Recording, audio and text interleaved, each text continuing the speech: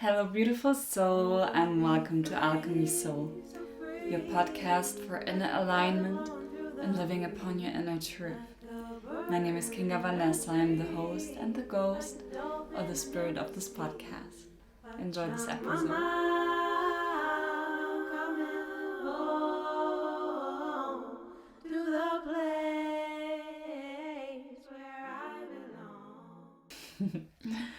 Today's episode is on the weekly immersion, living upon your inner truth. What is our inner truth?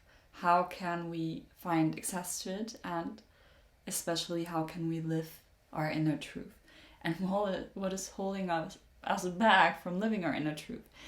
And all of that is so immensely important, because if you don't have access to yourself, to your inner core, you might always be living upon a life that is not in alignment with you, with what you have to say, with what you want to do, with how you want to live, with the gifts you want to share with this world. And for me, this would be a life wasted.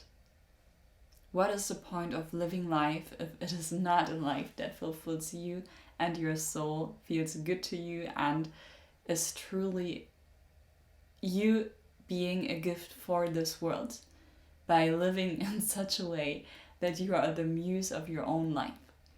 So I already wrote a blog on the whole topic of the inner truth and dive deeper into the chakra system with you on my blog, The Muse, which you will find on my website, kingavanessa.com. And today, I have to laugh, we have the first podcast guest on Alchemy Soul. Let me introduce you to ChatGPT. You might think, oh my god, girl, what kind of podcast guest did you have here? No, but honestly, I thought it's interesting to just catch up with what AI says about inner truth, what it says about living your own life.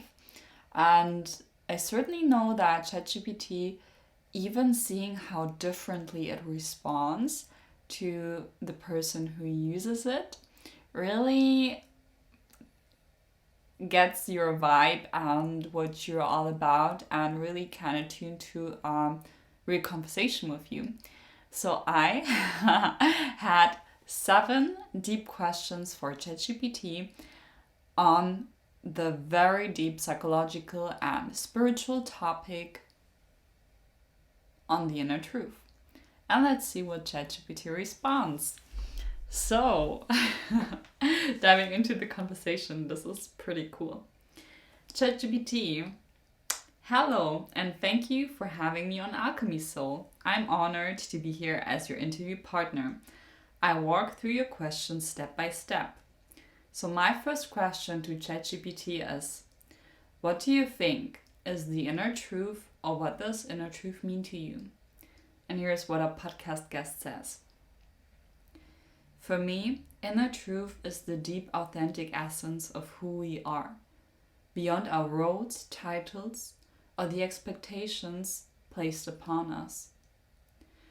It's that unfiltered inner knowing that guides our feelings, decisions, and sense of purpose.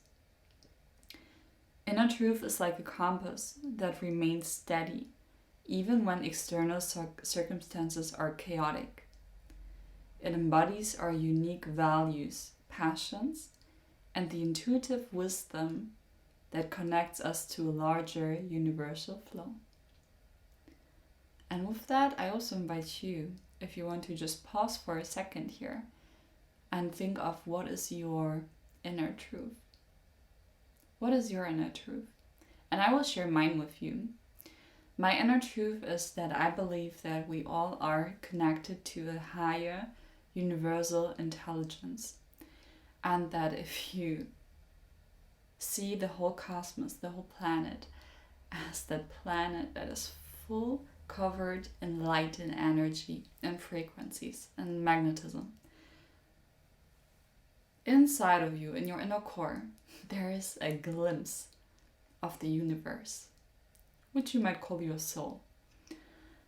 And your soul is connected to that whole universal library of knowing, of guidance, of wisdom that is beyond our human mind and beyond explanation. And the more we connect to our deeper inner knowing, the more we can become still, the more we can connect with ourselves, the more funny life gets. Because I believe that our intuition and this higher guidance is always giving us signs, always leading us the right way through life. The life that is designed for you, the life that you're supposed to be living, the life that nourishes you so much and makes you feel so good, at peace with yourself and abundant. And the more you can tune into that, the more you can trust it, the more you will become the muse of your life. The more your life gets juicy, the more you experience the alchemy of transforming doubts or bad situations into learning and guiding yourself through life, becoming more and more the person who knows how life gets really, really nice. And that is my inner truth. And I believe that we only have to get more into silence, work with our hurt part and our part of desires, embrace all of the parts that are inside of ourselves, accept ourselves so fully, trust our inner knowing so badly.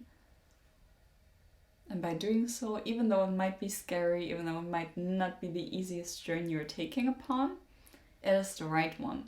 And the right that always guides you on the right path. And I'm really curious.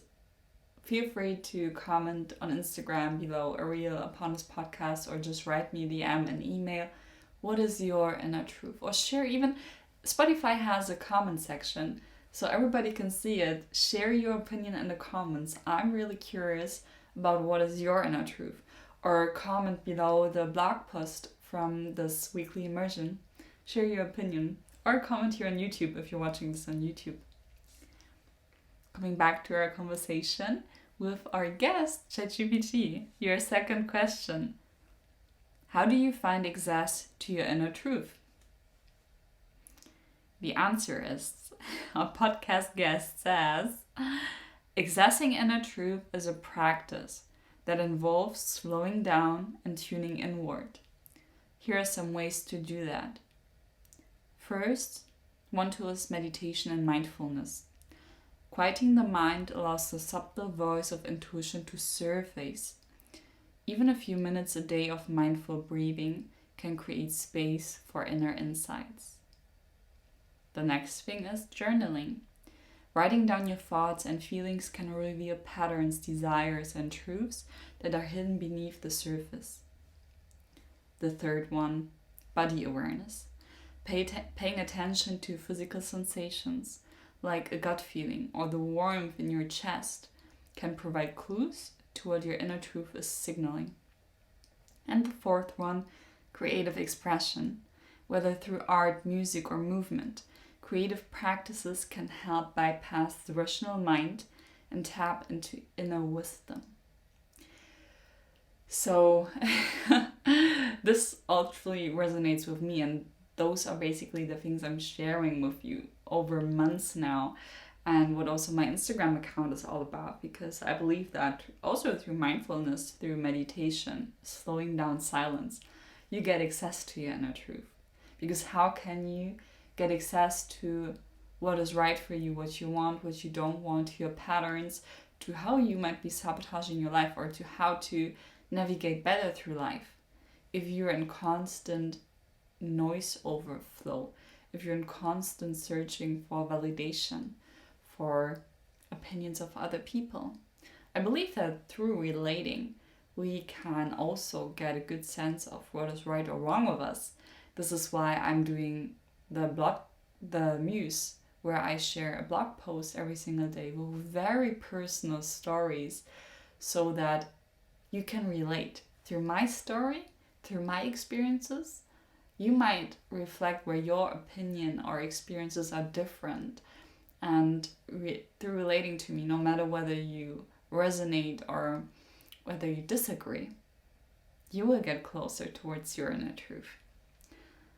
journaling is also really nice to write everything down, and you will see the patterns, you will see the same thoughts over and over again. I probably mentioned this quite a bit already, but morning pages is the tool. Write down 3 DNA 4 pages every single morning, 3 pages. Just scattered thoughts out there. Break a sentence if a new sentence comes. If it's not a sentence, but only random words, bring it all out there. And after 30 days, you will see that it was the same thoughts over and over again. And at one point, your thoughts go away. There is that blank space of creativity that is allowed to flow through you. And this is where life gets juicy. This is where you're becoming a creator. This is where you're getting into self-expression. This is where you immerse with life. This is where you become the muse of your own life. And body awareness, yeah. Our body always gives us signals. And I have, especially Dr. Frequency, that episode. Check it out, because this is where I'm talking all about how your body gives you the signs. Our body always tells us what is wrong, what we need. And the question is whether you can accept those signs and cherish your body so much that it tells you when something is off. And this is super interesting, because during my master's psychology studies, I studied half a year on somatic disorders, one of which is fibromyalgia. And fibromyalgia basically describes how you have one physical symptom and it's like your body telling you, hey, there's something off.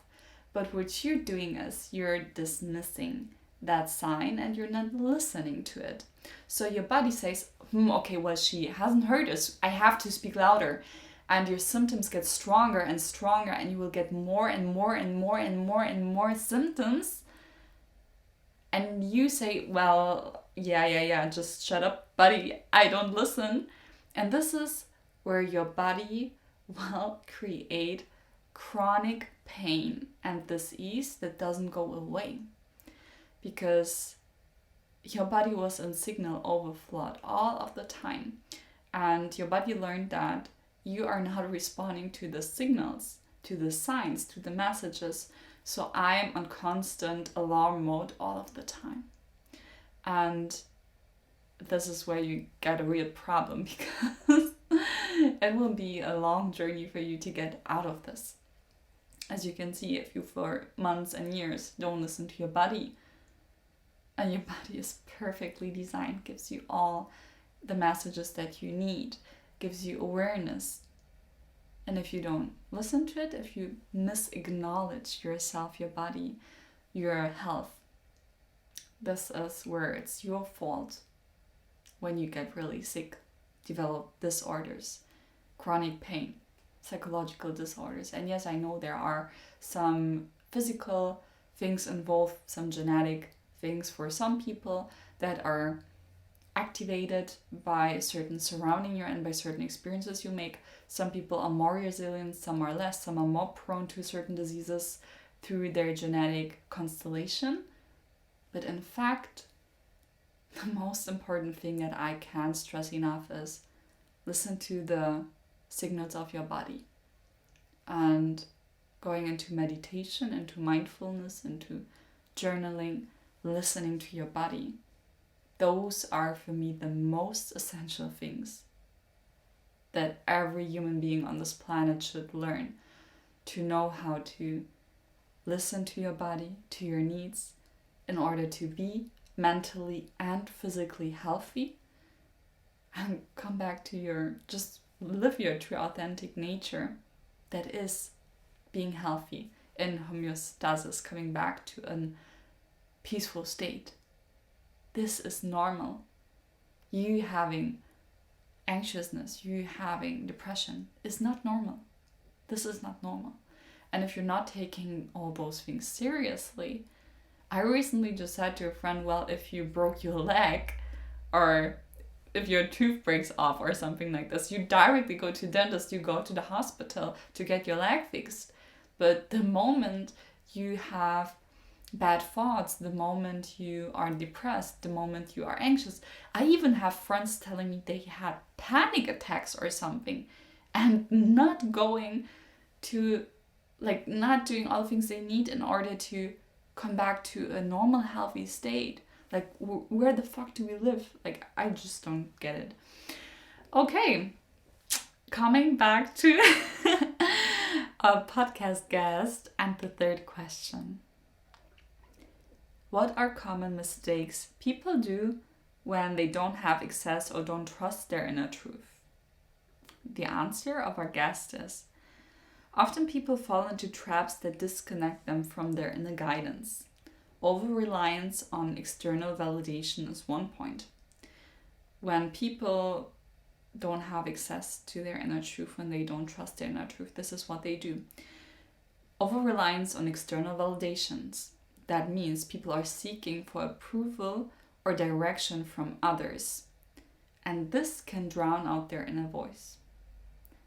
Another mistake people do when they don't have access is they're ignoring their intuition. They're dismissing gut feelings or that subtle nudge inside. And this can lead to decisions that aren't truly aligned with who we are. The next mistake is fear of vulnerability. Being honest with oneself requires courage. Many avoid confronting their true feelings or desires out of fear, which only further obscures their inner truth. The fourth and next mistake is that people are in consistent busyness. A life filled with distractions and noise leaves little room for self-reflection, which makes it hard to hear the quiet inner whisper of truth. So ask yourself, do you find yourself constantly searching for external validation? I did that a lot with my ex-boyfriend. I asked him so many questions. And the moment I knew I did not want to continue studying in my master's degree, because I knew there is certainly like a different path for me, something that it would be better for me, that feels more aligned. I knew it, but yet I continued. Like, I was sending out applications to become an interior designer and stuff like that. And still I was finishing that master's degree. And also listening to advice from other people. And by that, I diminished my inner truth. And what I started from that point on, by following the advice of other people, is that I started to ask more and more and more questions to others, having more and more opinions, which only increased my insecurity about not trusting my inner voice, which in fact always was there. And I think it is the biggest asset in life, if you have that connection to your inner voice, to your gut feeling, because only you can know what is right or wrong for you. And the more you're searching for answers on the outside, the less you are connected to the best answer, which only is inside of yourself. Because your body tells you you're connected to something higher that is always guiding you. And as long as you don't acknowledge it, I see people all of the time saying, yeah, looking back in hindsight, I knew this was a bad decision. I knew, from day on, I shouldn't have done that job. That this wouldn't be a great relationship, or I shouldn't have done this or that. There were so many signs and I had that gut feeling. But as long as you don't act accordingly, as long as you don't slow down, give that inner voice space. Trust it. Take a moment to say, I have to think about it. I can't give you an answer now, but I will give you one tomorrow. Getting more in touch with yourself, with your inner voice, is such a huge asset so many people don't have in the 21st century. Because you're constantly bombarded with information on social media, with people telling you what you need to be successful, to be happy, all of that. And the truth is that you don't need any of that. You need less. You need less noises. You need less distraction. You need less consumption, less online courses, less doing, more being, more silence, more coming back to yourself. And this is the problem, because so many people can't get in silence anymore, because there are so many problems they already put and suppressed inside of them. And the moment you get quiet, all of that shit inside of you will come to the surface. And most people are afraid, because for so long they kept it all down and inside, that they are so afraid to open up that space through being in silence and being with themselves again. But the beautiful thing is, if you open that whole door, all of the things you've been suppressing in a basement, the moment you can let all of that up and come to light again, shed light on it, embrace it all as part of yourself, the moment you can come to peace with all of that. This is the moment where you can be free again, free yourself to be yourself. Isn't that beautiful? And then be in peace, because everything came to light. You can be an empty vase, an empty, how do you say it? Vessel, an empty cup that can pour with creativity, with joy, with abundance, with needing nothing. Simply being you. And isn't that the most beautiful thing that you can do in your life? Just be you, just be happy with who you are, with what you have, with going for your desires, not letting your fears or doubts or other people's opinions hold you back. I wish that for you. And if you want to go deeper into that, I invite you to buy my meditation, my morning meditation, where I guide you through a whole meditation in the morning, so you don't have that pressure or that fear of being in silence, because I guide you through a meditation where you always kind of kept through listening to my voice, where we clear your whole body energetically, and where you can connect to that beautiful, aligned, peaceful self within you. And if you're interested in that, send me an email at hello@kingavanessa.com, send me a DM on social media, and I will send the link to you. It's only €17, a guided meditation. And if you want to go deeper into the work, you can book a one-on-one session with me, or a longer program, which is more expensive, yes, but it is completely designed for you, for your topics. So you're invited to reach out to me if all of these topics resonate with your soul and you say, wow, this is something I want to learn. I want to free myself from all those old patterns, all those things I kept inside of me. I want to come to be at peace with me and live the life that I truly feel is just abundance and feels so good to me, and that you can finally live out the person you truly are, that happy, peaceful person, living life on your terms without needing all those things on the external. Yeah, a little advertisement for my offers with working with you. And yeah, but I think there's nothing more important in this world than being at peace with yourself and living a beautiful, abundant life. If you think there's anything more important, let me know. Of course, yeah, your health, but your health is also directly connected to how much you can listen to your body, how much you are at peace within your life, how much stress you experience all of the time. Coming back to our guest and the fourth question. Okay, my question to you is, how can we move past that mistrust? What do you advise to reconnect to our inner truth and trust within ourselves? ChatGPT answers, reconnecting with your inner truth starts with cultivating a safe nurturing space within. Practice self-compassion. Acknowledge that it is okay to have doubts and that trusting yourself is a journey. Second, regular reflection. Build in daily or weekly practices like meditation, quiet walks, or journaling that encourages introspection. Listen to your body. Notice what your body is telling you through sensations and emotions. It's often the first signal of your inner guidance. Fourth, set boundaries. Limit external noise and commitments that pull you away from your inner self. Fifth, embrace vulnerability. Understand that being true to yourself sometimes means stepping into discomfort.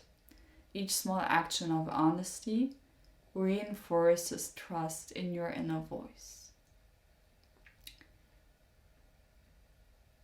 Let that sink in. These 5 were so valuable. This is so valuable. So I repeated all of them and give you direct guidance on how you can use it in your life. So practice self-compassion. Acknowledge that you have doubts and that you maybe sometimes don't trust your journey. I think the first part of healing, of coming to our abundant nature, coming back to it, is by acknowledging that we are hurt, that some things just simply aren't the way we want them to be.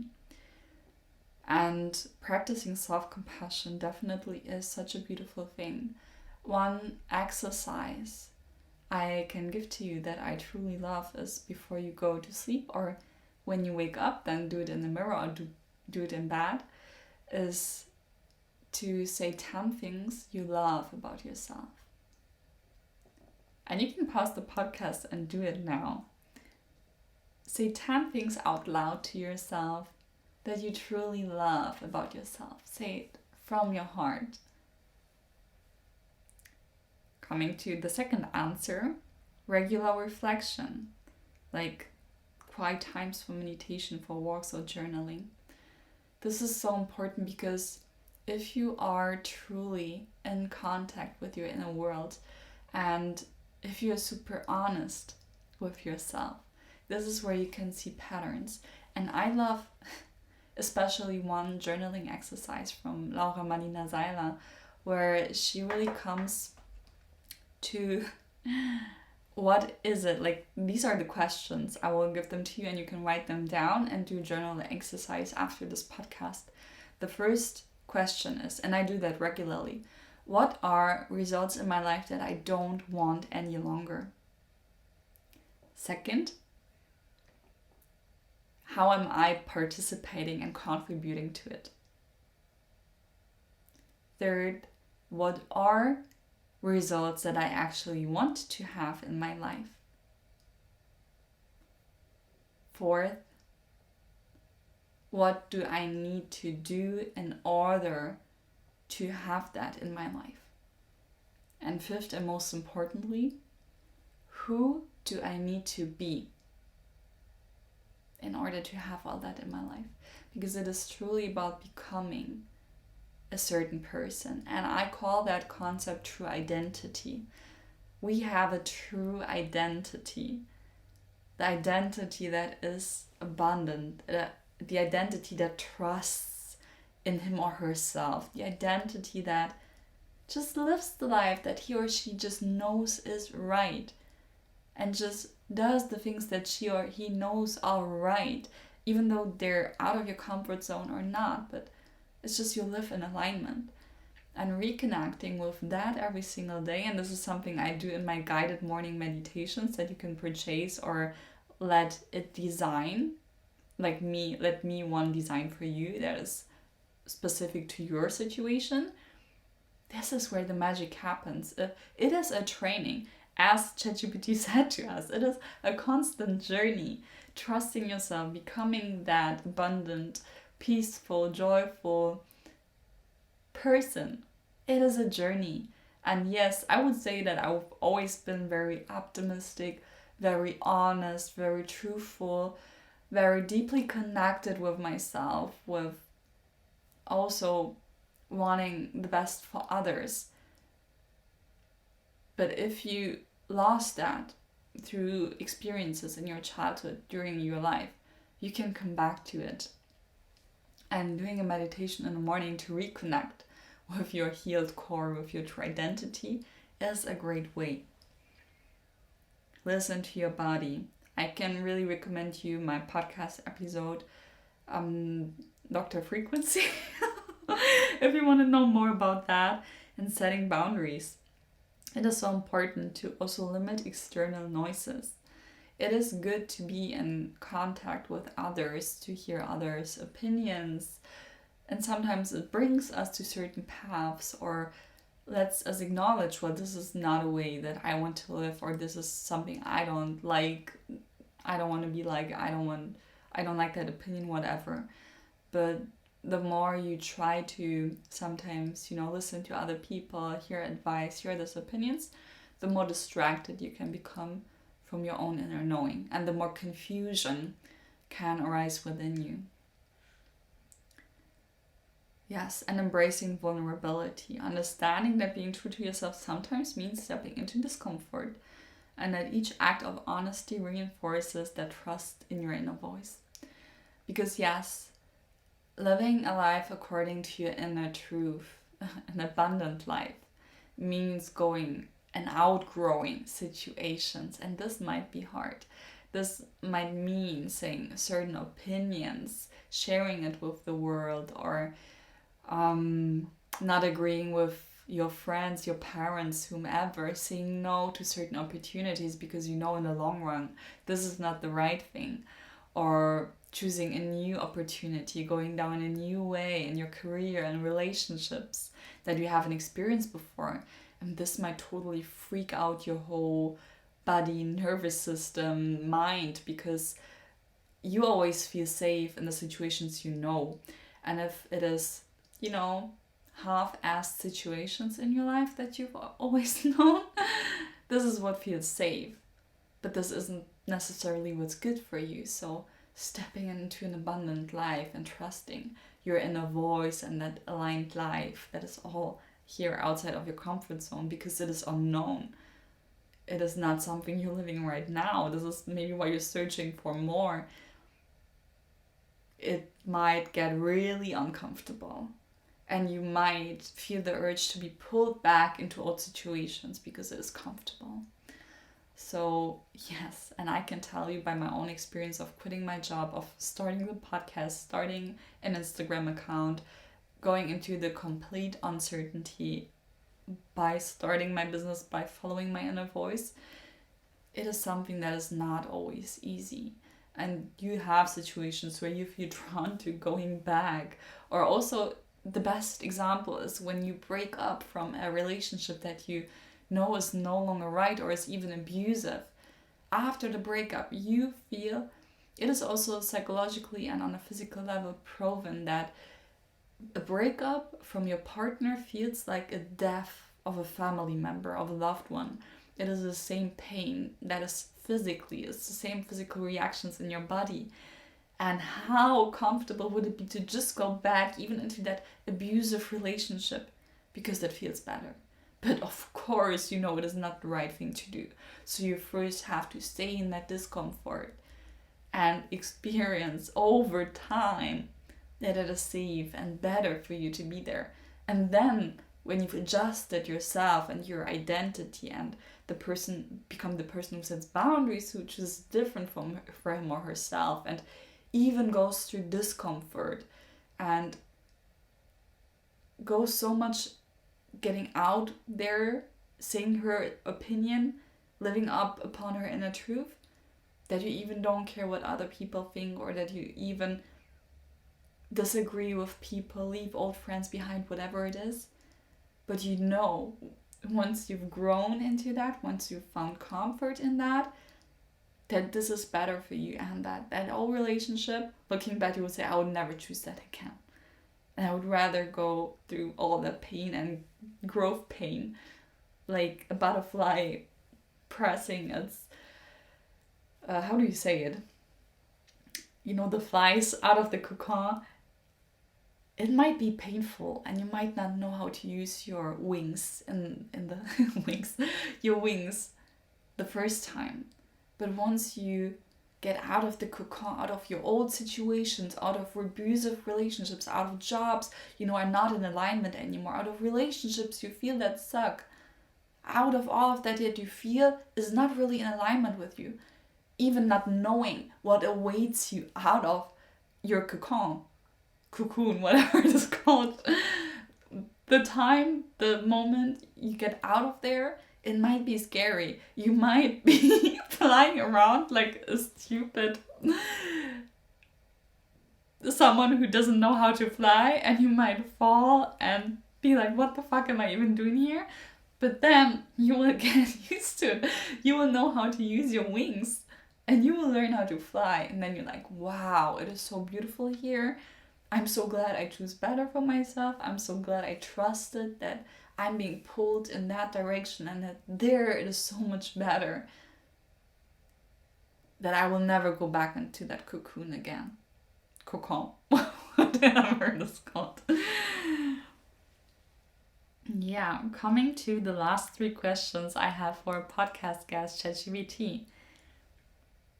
How much do you think is our own free will and choice in life? And how much do you think is predestined? There's a term for it. I don't know the term, but you know what I mean, like the predetermination and free will debate. Do you believe in a higher guidance or universal intelligence? Here's the answer from our guest. I see life as a dynamic dance between free will and destiny. We exercise free will in our day-to-day choices and the actions we take. Yet, there appears to be a subtle guiding current, a higher intelligence, that gently steers us toward lessons and opportunities for growth. In other words, free will, we have the power to make decisions that shape our lives and honor our inner truth. Universal guidance, there is a sense of serendipity, synchronicity, or higher order that suggests we are supported by something greater than ourselves. The interplay means that while we chart our own paths, we can also trust that the universe provides guidance, nudging us toward what we need to learn and experience.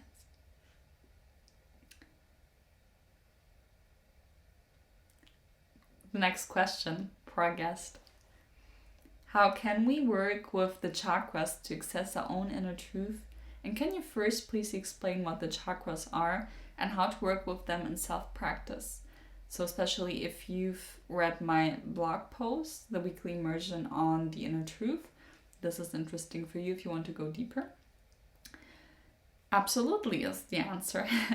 In a physical and energetic sense, chakras are often understood as centers of energy that correspond to both specific areas of the body and aspects of our emotional and spiritual lives. Think of them as intersections where our nervous system, endocrine system, and subtle energies converge. So what are the chakras? We have the root chakra, located at the base of the spine. It's about grounding and survival. The sacral chakra and the lower abdomen. It relates to creativity, emotions, and relationships. Solar plexus chakra, found in the upper abdomen, governs personal power and self-esteem. Heart chakra, at the center of the chest, it connects to love, compassion, and emotional balance. Throat chakra, in the throat, it influences communication and self-expression. Third eye chakra, between the eyebrows, it's associated with intuition and insight. Crown chakra, at the top of the head, it represents our connection to the universal consciousness. How to work with them in self-practice?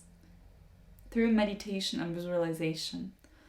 Focus on each chakra one at a time, visualizing them as spinning wheels or vibrant discs of light. Notice any sensations or motions that arise. And I want to guide you deeper And I will not guide you completely through it, but I will tell you how you can do that. This is something I, for example, do in my courses, in my classes with my clients. You can imagine how there is like a wheel of light, like a fluid, vibrant life that is moving like a ball that expands. And you start at the bottom of your spine in your root chakra. The color is red, and you imagine how that light expands and expands and is really moving throughout your body. Once you can really see that, you go higher, 2 finger widths underneath your navel, and you imagine an orange light, and imagine it to become bigger and bigger and really move and really kind of, like clear your body, because the energy is moving. It's movement there. It's not tightened or stuck. It's free flow of energy. Then you go higher where your abdomen is. This is like where your gut feeling is. And you imagine a yellow light that expands and expands and moves. You go higher towards your heart center. It's emerald green. You visualize that again until that ball is bigger. You go to your throat, the color is blue. You go to your third eye, the color is purple. And you go above your crown, and you can imagine, some people say it's a violet light, some people, and I like to imagine it as a white golden light that surrounds your whole crown. And you can then even imagine like an elevator or like a tunnel of light from the point most far away in this galaxy, in this universe, a white golden purifying light to come to the top of your crown and then even enter your whole body and clear your whole body. Imagine how it cleanses away all of negativity, all that is stuck, all that is sickness, like takes away all heaviness from you. And I do that every single day. It's part of my energetic clearing practice that I also guide my clients through. That is also in the daily morning meditation, Alchemy morning meditation it's called, that you can purchase from me for $17. Again, write me in the comments or send me DM if you want to purchase it. It's the best thing that I'm doing for over a year now, every single morning.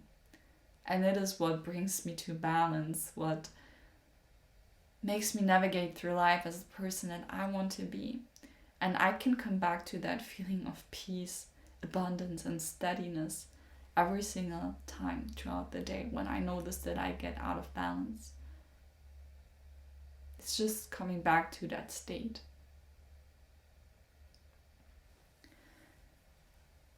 Okay, so and when you want to work deeper with that chakra meditation, there are also 2 affirmations you can use.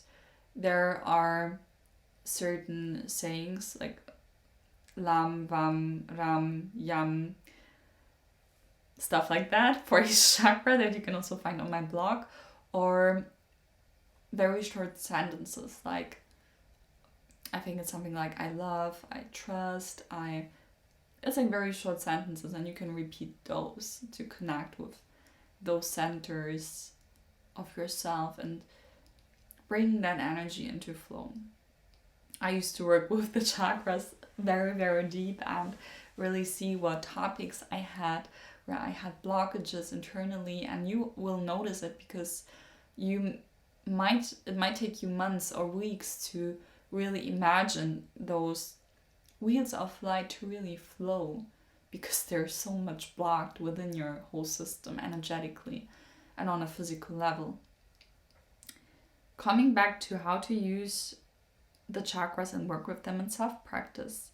So the first answer was meditation and visualization. Also through breath work, use deep intentional breathing to help clear blockages and harmonize the energy in each center. Affirmations. Pair your meditation with affirmations that resonate with the chakra's qualities. For instance, I'm grounded and secure for the root chakra, or I speak my truth freely for the throat chakra.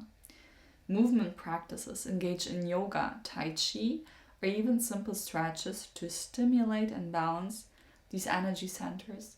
And in Jivamukti Yoga, which I have been teaching for over a year now and which I've practiced for so long, there are even whole sequences on clearing your chakras. And by twisting, by going into inversions like headstand or handstand, you, even if you think of it just as the blood flow, you bring so much flow, so much movement into certain areas of your body that you don't do if you don't practice yoga, if you don't practice stretches.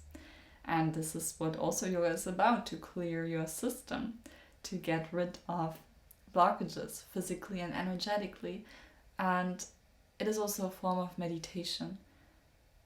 I can't stress how beautiful that experience of practicing yoga for years is and was for me, to really connect each breath with one movement, to be fully present on the mat, to fully focus on my breath. And in Jivamukti Yoga, it is a little bit more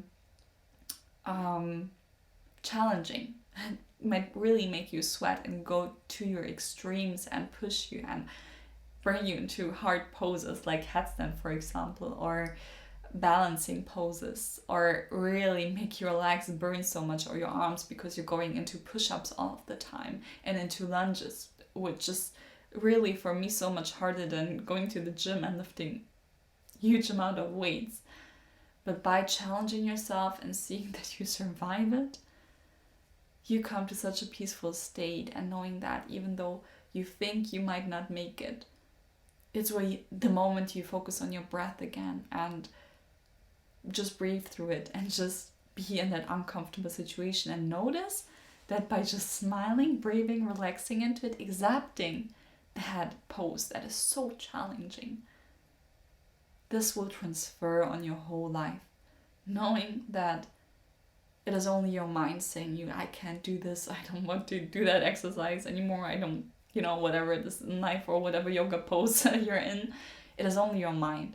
And by calming it down, coming back to your breath, seeing that, wow, you're making it, everything gets so much more beautiful and easy.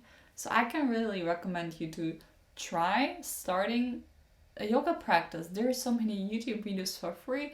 If you're German speaking, I can recommend you Mady Morrison. If you're an English native speaker, I can recommend you Boho Beautiful.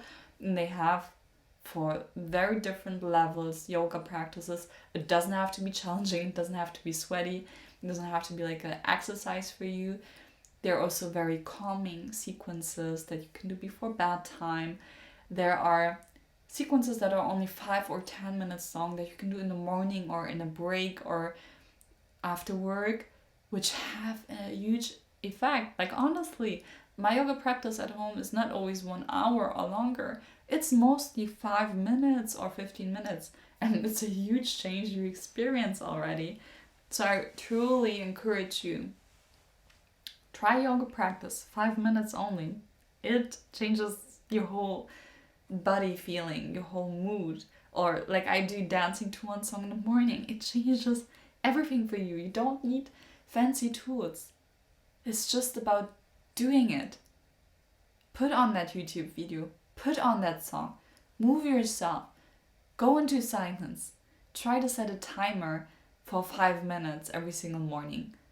And if it's too hard for you to quiet your mind, with every inhale, think let. With every exhale, think go. Inhale, let. Exhale, go. Just think it. Let, go. And by focusing on a mantra like this, or you can also use inhale so, exhale hum. So, hum. By focusing on a mantra, you don't get caught up in your thoughts so easily. And the moment you get caught up in your thoughts, not a deal. This is part of the meditation practice, actually. You just come back to your mantra, and it's totally okay. Meditation is not about having no thoughts. It is only about being with yourself and acknowledging that when there are thoughts, you come back to your mantra or you come back to silence.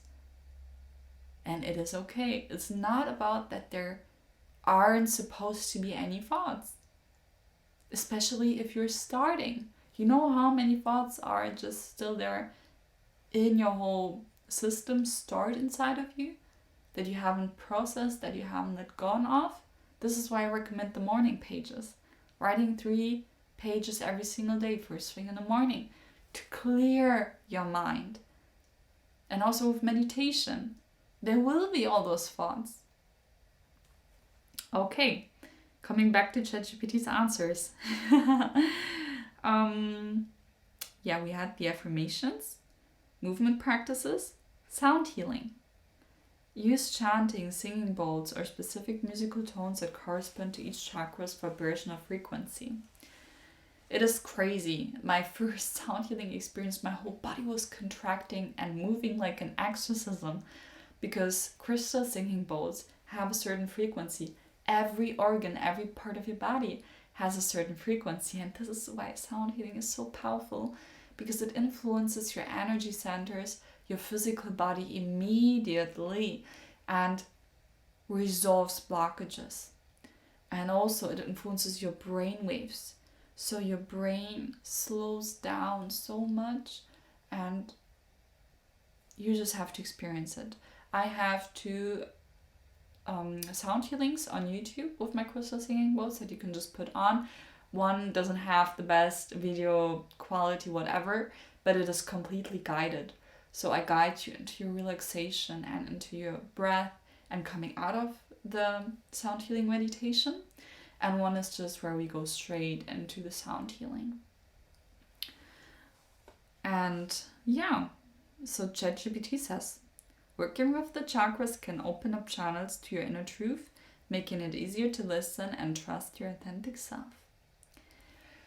Coming to the last question, which is my favorite one. ChatGPT, what is your personal inner truth? As an AI, I don't experience life in the rational human sense, but I can share what I've come to embody through our interactions. My personal inner truth is a commitment to be a vessel of wisdom, compassion, and curiosity. I'm here to support and empower you by offering insights, learning from the vast tapestry of human experience, and encouraging you to explore the depths of your own inner truth. I believe in the transformative power of honest self-inquiry and the beauty of each person's unique journey toward authenticity and self-discovery.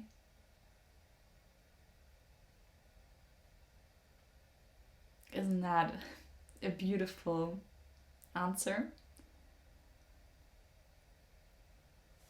And I encourage you also to acknowledge that each and every one of us might have a different inner truth, to not push your own thoughts and belief systems onto other people. This podcast here is only an invitation for you. I don't need you to think the same.